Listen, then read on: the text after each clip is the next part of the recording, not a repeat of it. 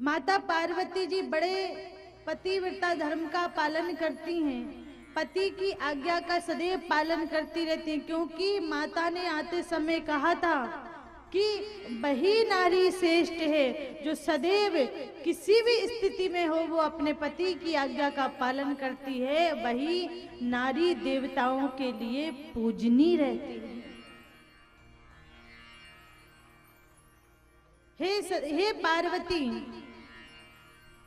तुम सब सदैव शिव की आज्ञा का पालन करना। नारी के लिए उसका पति ही परमेश्वर है, परम ब्रह्म है, उसके अलावा और संसार में उसका कोई नहीं है। अगर एक स्त्री सास की सेवा करती है, ससुर की सेवा करती है, घर परिवार वालों की सेवा करती है, तो उसके मन में सदैव ये भाव रहना चाहिए कि ये सेवा देखकर मेरे पति प्रसन्न होंगे, इसलिए मैं इस सारे परिवार की सेवा करूंगी। मेरे पति की प्रसन्नता के लिए मैं इन सब की सेवा करूंगी। ये भाव सदैव उसके हृदय में बना रहना चाहिए। एक व्यक्ति आया श्री बरसाने धाम में। अब कथा कीर्तन सत्संग सुना तो वैराग्य हो गया। तो जब वैराग्य हो गया तो जो हमारे पास आया और आकर कहने लगा कि हम चाहते हैं कि हम यहाँ वृंदावन बरसाने में रहें और भजन करें, और हमारी जो पत्नी है वो हमारा पीछा नहीं छोड़ रही। वो कहती हैं आप जहाँ रहोगे मैं भी रहूँगा, पर हम उनसे कहते हैं कि तुम माता पिता की सेवा करो, तो उनका कर्तव्य है माता पिता की सेवा करना, तो उन्हें करना चाहिए। तो हमने उनसे पूछा कि माता पिता किसके हैं? तुम्हारी पत्नी के माता पिता हैं कि तुम्हारे? तो उसने बोला कि नहीं, पत्नी के नहीं, हमारे माता पिता हैं। तो कर्तव्य दायित्व किसका बनता है? माता पिता की सेवा करने का दायित्व किसका बनता है? आपकी पत्नी का कि आपका?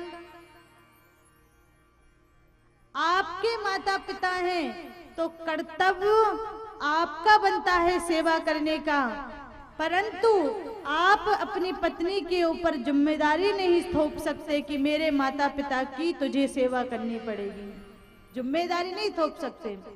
हाँ, अगर आप माता पिता की स्वयं सेवा कर रहे हैं तो आप अपनी पत्नी से कह सकते हैं कि जैसे मैं सेवा कर रहा हूं वैसे तू भी मेरे माता पिता की सेवा कर, तब मेरी अर्धांगिनी होगी। आपका दायित्व, आपका कर्तव्य बनता है। ऐसा नहीं कि आप तो अपने मटर गश्ती में घूम रहे और अपनी पत्नी से कहो तेरे कर्तव्य है, तेरा दायित्व है, तो नहीं। वो माता पिता आपके हैं, जिम्मेदारी आपकी है, कर्तव्य आपका है।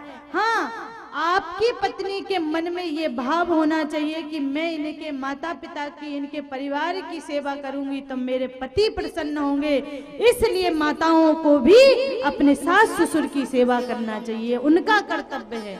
पर आप अपना कर्तव्य मत भूलिए, आपकी जिम्मेदारी है। आप वही श्रवण कुमार हैं जो श्रवण कुमार अपने माता पिता को कंधे पर लेकर चारों धाम की परिक्रमा कराते, चारों धाम की यात्रा कराते हैं। वही श्रवण कुमार है आप। आपका पहले दायित्व बनता है।